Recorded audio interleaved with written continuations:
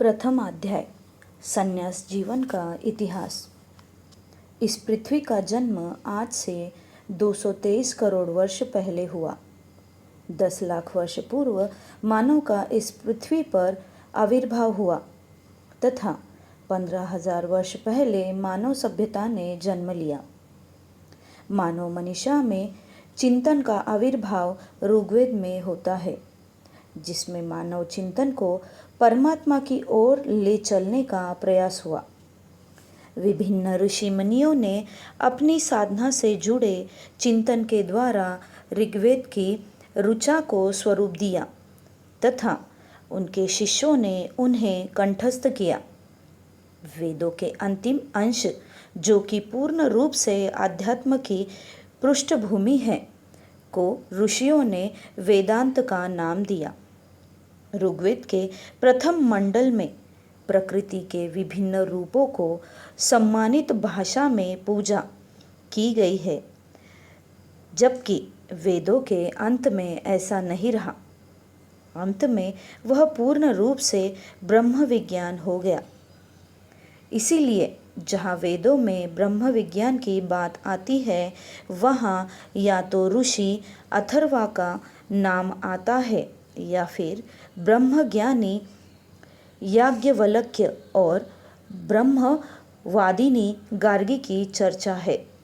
उपनिषद में जो ब्रह्म ज्ञान की चर्चा की गई है, ब्रह्मनिष्ठ गार्गी के द्वारा किए गए प्रश्नों को महर्षि याज्ञवल्क्य द्वारा दिए गए उत्तर है।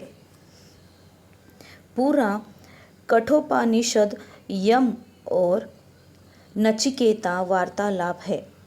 सभी वेदों को लिपिबद्ध करने का श्रेय महर्षि कृष्णा द्वैपायन वेदव्यास को जाता है।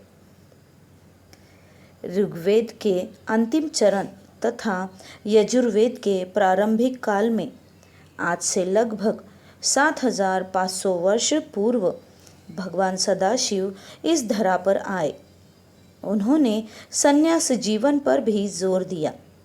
अपने पुत्र भैरव तथा पुत्री भैरवी को सदाशिव ने तंत्र साधना में दीक्षित किया।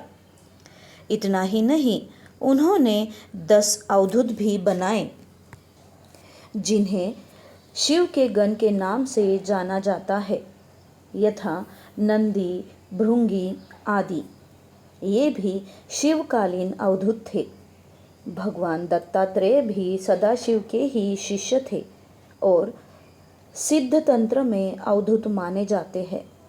गुजरात में गिरनार उनका साधना सिद्ध पीठ है, जहां अभी भी साधना के द्वारा तंत्रपीठ स्थित स्पंदन की अनुभूति की जा सकती है। भगवान दत्तात्रेय ने अवधूत गीता की रचना की थी, जिसमें अवधूत की परिभाषा तथा महिमा का वर्णन है। शिव के पश्चात वर्तमान बंगाल में एक ग्राम झलदा, जो कि राढ़ भूमि में पड़ता है, में महर्षि कपिल का जन्म हुआ था। वहाँ 3-4 किलोमीटर पर कपिला पर्वत है, जो महर्षि कपिल का साधना स्थल था। विश्व का सर्वप्रथम आध्यात्म दर्शन देने वाले महर्षि कपिल को दर्शन शास्त्र का पिता कहा जाता है, क्योंकि इससे पूर्व किसी ने आध्यात्म दर्शन नहीं दिया। इनका दर्शन दार्शनिकों में सांख्य दर्शन के रूप में माना जाता है। भगवान बुद्ध तथा भगवान महावीर समकालीन थे। एक का जन्म राजघरानों में हुआ तथा दूसरे का वैश्य परिवार में। फिर भी इन लोगों ने अपने परिवार को तिलांजलि दी। भगवान बुद्ध अपनी पत्नी यशोधरा तथा पुत्र राहुल को मध्य रात्रि में सोते हुए छोड़कर घर से चले गए। बोधगया में आत्मज्ञान प्राप्ति के पश्चात संघ की स्थापना की और अपने संघ में सन्यासी तथा सन्यासिनियों को दीक्षित किया, जिन्होंने भारतवर्ष के बाहर दक्षिण पूर्व एशिया के देशों में बौद्ध मत का प्रचार किया। महात्मा बुद्ध ने अशोक जैसे अत्याचारी राजा को सुबुद्धि प्रदान की, जिस कारण वह भी उनका शिष्य बन गया। अशोक का काल भगवान बुद्ध के कारण ही स्वर्ग युग कहलाया। आज भी जापान, चीन, थाईलैंड, इंडोनेशिया और नेपाल में बौद्ध मत के मानने वाले पाए जाते हैं। इस मत को फैलाने का कार्य किसी गृहस्थ ने नहीं किया, बल्कि सन्यासियों ने ही किया। यदि भगवान बुद्ध सन्यासी सन्यासिनियों का निर्माण न करते तो उनकी सारी विचारधारा बोधगया में ही केंद्रित व सिमटी रहती। व्यापक क्षेत्रों में प्रचार प्रसार का श्रेय सन्यासी सन्यासिनियों को ही जाता है। जैन मत भी भारत के प्राचीन धर्मों में से एक है। जैन धर्म के प्रतिष्ठापक श्रमण महावीर ने छोटी बड़ी सभी प्रकार की बाधाओं तथा उपाधियों का त्याग दिया। घर द्वार, नारी तथा संतान का ही नहीं, वरन वस्त्र तक का वर्जन उन्होंने कर दिया था। करतल भिक्षा, तरुतल वास तथा दिगंबर जीवन को भगवान महावीर ने इसलिए अपनाया था कि निर्द्वंद विचरण में कोई बाधा न रहे। जैन मत के सन्यासी सन्यासिनियों को भी कठिन तप की साधना से गुजरना पड़ता है। इस मत में 24 मुख्य तीर्थकर सन्यासी हुए। महात्मा बुद्ध तथा भगवान महावीर के पश्चात भारतवर्ष में एक महान तार्किक और वेदज्ञानी सन्यासी आचार्य शंकर का जन्म हुआ। उन्होंने अत्यल्प आयु में ही संन्यास धारण कर लिया था। प्रभु की विशेष कृपा से अल्पकाल में ही इन्हें वेदांत पर अधिकार प्राप्त हो गया था। शंकर अपने जीवन काल में एक स्थान से दूसरे स्थान को परिभ्रमण करते रहे। आज केरल में तो कुछ माह उपरांत मिथिला में तथा फिर कुछ काल के लिए कश्मीर या हिमालय प्रदेश में। आचार्य शंकर युवावस्था में ही शिवलोक को प्रस्थान कर गए, परंतु जीवन के अल्प समय में ही न केवल भाष्य लिखा बल्कि अपने आचरण द्वारा सन्यासियों का निर्माण किया, जो नियम पालन में अति कठोर रहे। वास्को दी गामा के भारत आने से बहुत पहले ही आचार्य शंकर के सन्यासी शिष्य मास्को तथा यूरोप तक पहुंच चुके थे। सेवा, त्याग तथा बलिदान की प्रतिमूर्ति माने जाने वाले महात्मा क्राइस्ट का जन्म इस्राएल में हुआ, किंतु इनकी साधना का क्षेत्र तिब्बत और कश्मीर की घाटियां रही। बाइबल के अनुसार क्राइस्ट के जीवन चरित्र में 12 से 30 वर्ष की आयु की अवधि का कोई विवरण नहीं मिलता है। कुछ लोगों का विश्वास है कि उन्होंने इस समय का उपयोग अपनी आध्यात्मिक प्रगति हेतु किया। कुछ अन्य लोगों का मत है कि वे भारतवर्ष के पूर्व भाग उड़ीसा में कुछ दिन अपने गुरु के साथ रहकर साधना किया। गुरु ने उनका नाम कृष्ण रखा। जब वे लौटकर इज़राइल वापस गए, उस समय हिब्रू भाषा में कृष्ण को क्राइस्ट कहा जाने लगा। महात्मा क्राइस्ट के त्याग तथा बलिदान के कारण लोग इन्हें बहुत आदर से याद करते हैं। आज विश्व में जितने भी मजहब हैं, उनमें ईसाई मत ने अपनी सेवा तथा त्याग के कारण विश्व को सर्वाधिक प्रभावित किया है। इस मत के सन्यासी पादरी तथा सन्यासिनी नन के नाम से जाने जाते हैं।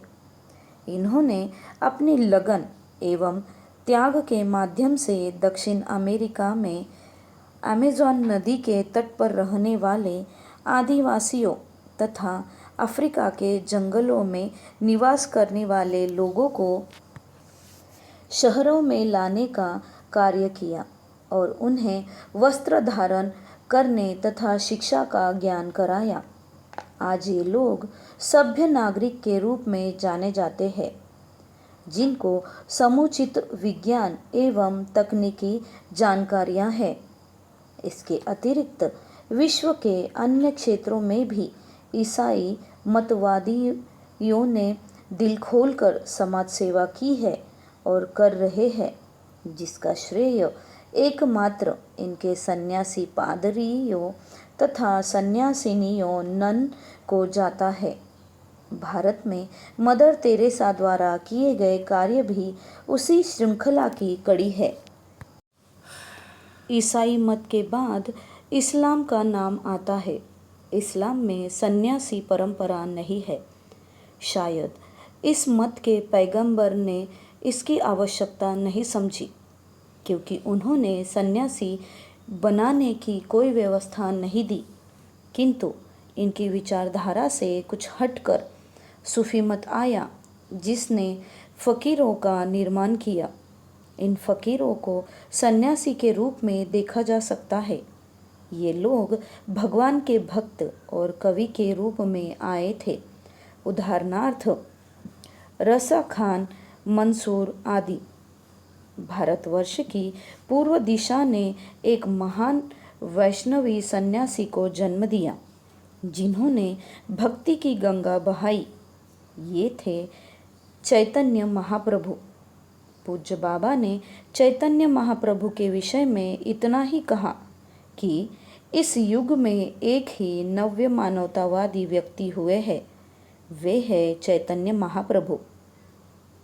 आज से लगभग 500 वर्ष पहले उत्तर पश्चिम भारत के पंजाब प्रांत के तलवंडी ग्राम में एक महान साधक गुरु नानक का जन्म हुआ।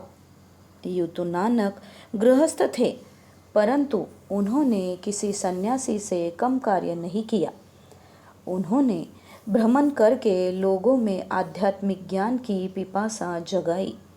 वे भारत के बाहर ईरान तथा अरब देश तक पहुँचे। वे सिद्ध योगी थे। गुरु नानक एक नंबर के निर्भीक व्यक्ति थे। वे मक्का में काबा मस्जिद की और पैर फैलाकर सो गए। वहाँ के मुल्लाओं के ऐतराज़ करने तथा गुरु नानक का पैर पकड़कर दूसरी ओर घुमाने पर देखा गया कि जिधर नानक के पैर घूमते उधर ही काबा भी घूम रहा है। इस संत में इस प्रकार के चमत्कारिक गुण थे। इनके बाद इनकी पीढ़ी में 9 और गुरु हुए, जो गुरु नानक के समान ही वीर, त्यागी और साहसी थे। ये सभी गृहस्थ होने के साथ किसी भी दशा में उच्च कोटि के साधक से कम नहीं थे। गुरु तेगा बहादुर ने हिंदुओं की रक्षा हेतु अपना सिर कटवा दिया।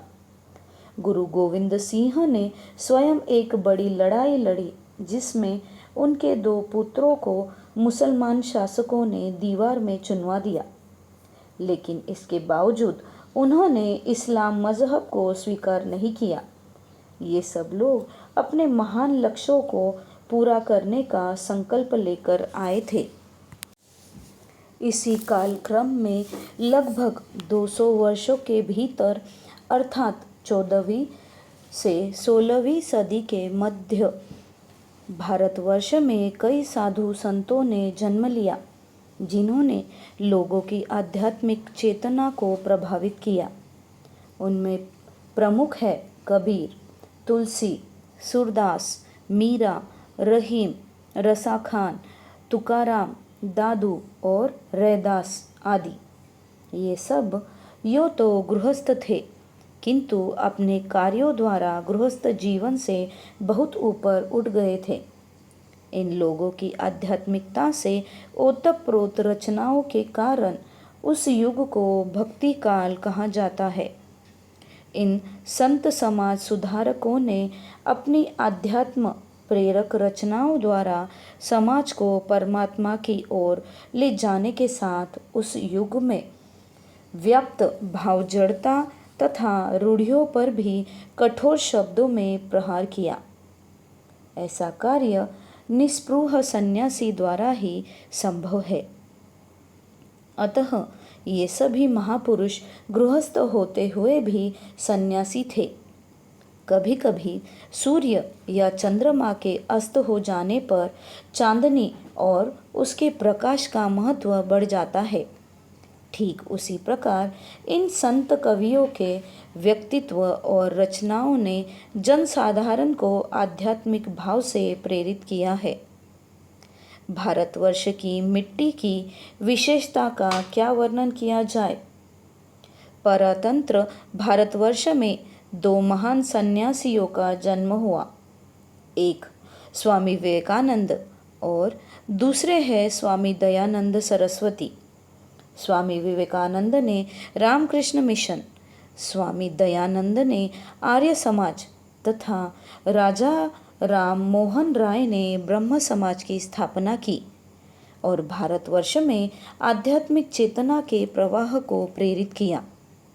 स्वामी विवेकानंद ने अमेरिका स्थित शिकागो के कोलंबस हॉल में वेदांत दर्शन पर जो व्याख्यान दिया, उससे विश्व को ज्ञात हो गया कि भारतवर्ष राजनीतिक रूप से गुलाम अवश्य है, किंतु वहाँ अध्यात्म की जड़ें अत्यंत गहरी है, जो सारे विश्व को आध्यात्मिकता के शिखर पर प्रतिष्ठित करने की क्षमता रखती है। स्वामी विवेकानंद ने भारत आकर ढाका को अपना कार्यक्षेत्र चुना। उन्होंने भारतीय क्रांतिकारियों को भी अपना अमूल्य सहयोग दिया। स्वामी दयानंद ने आर्य समाज के माध्यम से भारतीय समाज में व्याप्त अंधविश्वासों के विरुद्ध संघर्ष कर जन जागरण किया, तो राजा राम मोहन राय ने सती प्रथा पर कानूनी अंकुश लगवाया। इस प्रकार मानव जाति का इतिहास आदि से अंत तक सन्यासियों के त्याग तथा शिक्षाप्रद कथाओं की अमर गाथा है। पुराणों की कहानियाँ सत्य नहीं है, किंतु शिक्षाप्रद है। इन कहानियों में भी बड़े बड़े सन्यासियों की चर्चा है, वे भी हमारे लिए आदरणीय है।